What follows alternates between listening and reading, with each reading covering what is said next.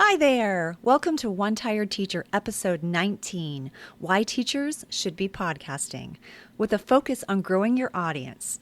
On today's show, I want to share with you the value of sharing your voice with others and how to grow your audience through podcasting. Whether you're a teacher in a traditional classroom or in a home setting, or if you have a teacher business, sharing your message with teachers and students can be a very powerful experience for you and your listener. I love this quote by Margaret Atwood, author of The Handmaid's Tale. Voice is a human gift. It should be cherished and used to utter fully human speech as possible. Powerlessness and silence go together. I hope you stick around.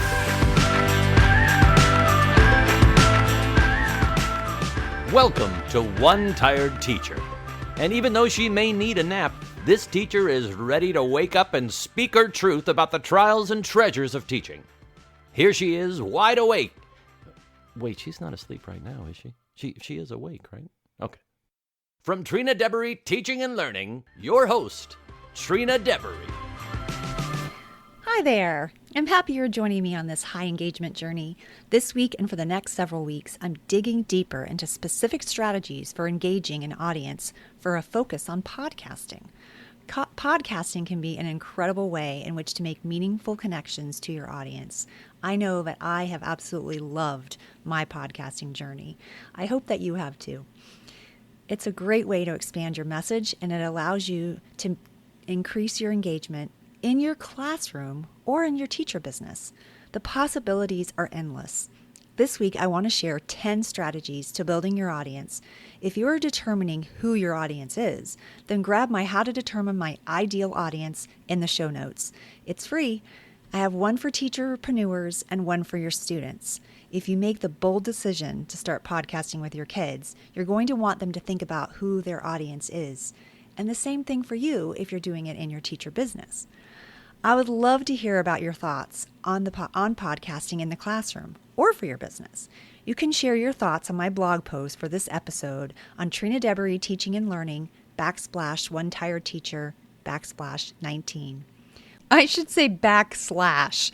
I have been doing some home renovations for quite some time. So backsplash and shiplap and things like that have been on my brain. And obviously, I think I might need a break from that. Or leave a review on today's show. You do this by clicking the show from the main menu. Scrolling down to the bottom right above the You Might Also Like section, and the words are in purple. They say Write a Review. Click on the purple words, Write a Review words. Here you can rate the show and write a review. I might just share your review here on the show, and I am definitely grateful for your time and taking the time to share your love. Here's a comment that a listener left on my blog for episode 8, The Power of Teamwork. Here's what Lucy said. I loved this podcast as well. Listening to Melanie and her sweet Minnie Mouse voice makes me smile.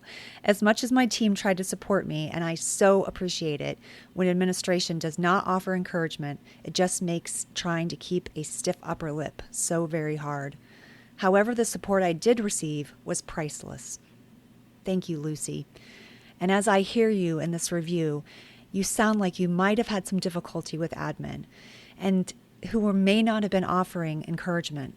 So Lucy, you are a perfect example of why teachers should have a voice. We often feel demoralized in silence, and it's time to stop that and speak out. So that brings me to today's show. Whether you want to increase engagement in your classroom or make meaningful connections and extend your reach in your teacher business, podcasting can be the very platform to accomplish your goals. Did you know that people will listen up to 30 minutes of content in comparison to only spending 5 to 10 minutes reading content? That's a pretty powerful statistic. That can be true for kids as well. So if listening gives us more time with our audience, then let's make that count. The first thing to know about making connections with listeners is that we have to sound good. We can't be a muffled mess or people won't listen. Let me kind of show you an example of that. As you can hear my voice now, but if I'm talking over here, it doesn't sound as clear. You can definitely tell the difference. So if you're podcasting in the classroom, then headphones with a microphone or like even a lapel mic is good enough, because it doesn't have to be perfect when kids are talking to kids.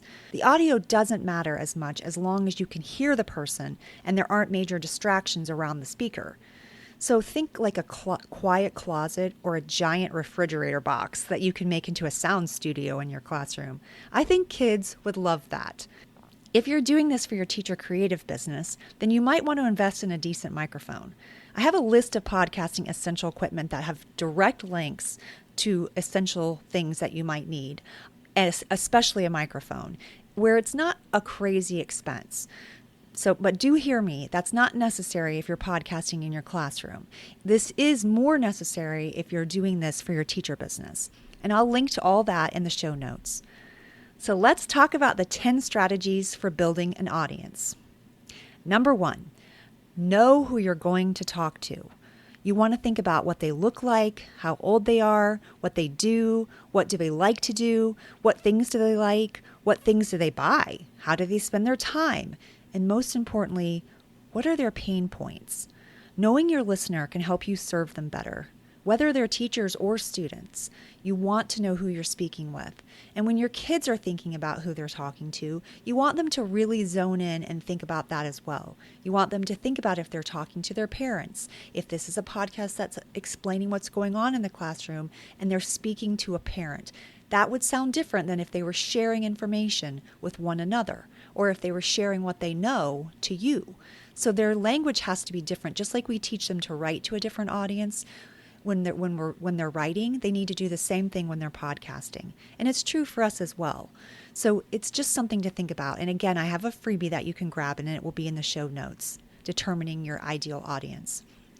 Number 2, do a lot of listening. Spend time where they spend time, whether that is a group on Facebook or in some type of forum or on the playground. Yes, listen to what they are talking about. This gives you valuable information about who your ideal audience is.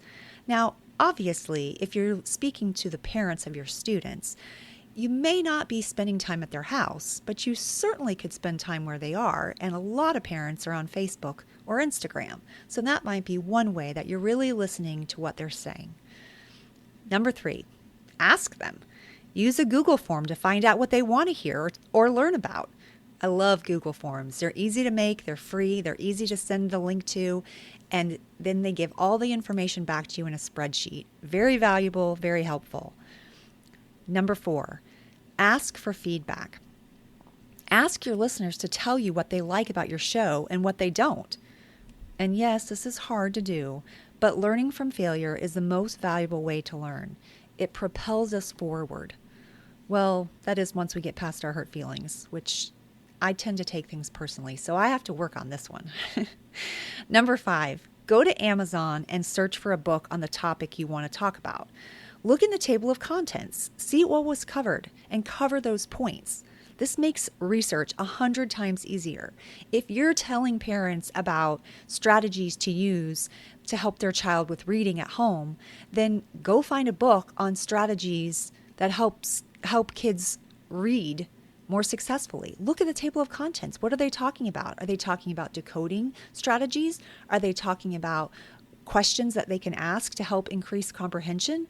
Like, what kinds of things are they talking about? It's very helpful. Number 6, use your show notes. Include a brief synopsis of what your show is about with some highlights. That way, your listener is able to decide, do I want to listen? But if the show topic isn't for them, you definitely want to save them valuable time. You don't want to waste people's time, so that's really important. And also include any links you discuss on your show. Show notes are crucial. This is also a great place to offer value, like a freebie that you have tied to the topic. It's also a great place to grab a name and an email address for future connections and contact.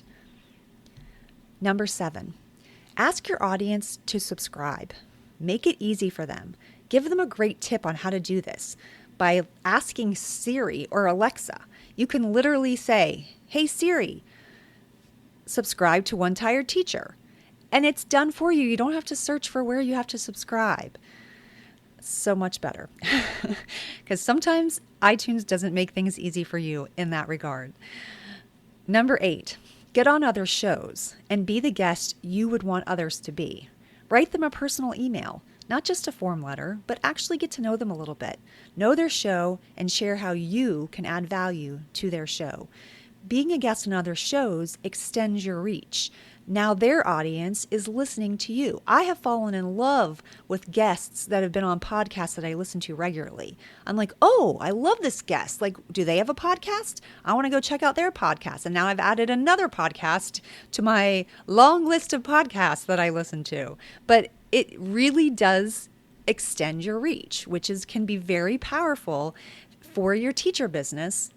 And even for your classroom. If kids are recommending your podcast to other kids, then you're reaching lots more kids, or even parents. Parents are recommending your podcast to other parents in communities. And let me tell you, they do that. They will talk about you in communities. So let it be something exciting like your podcast.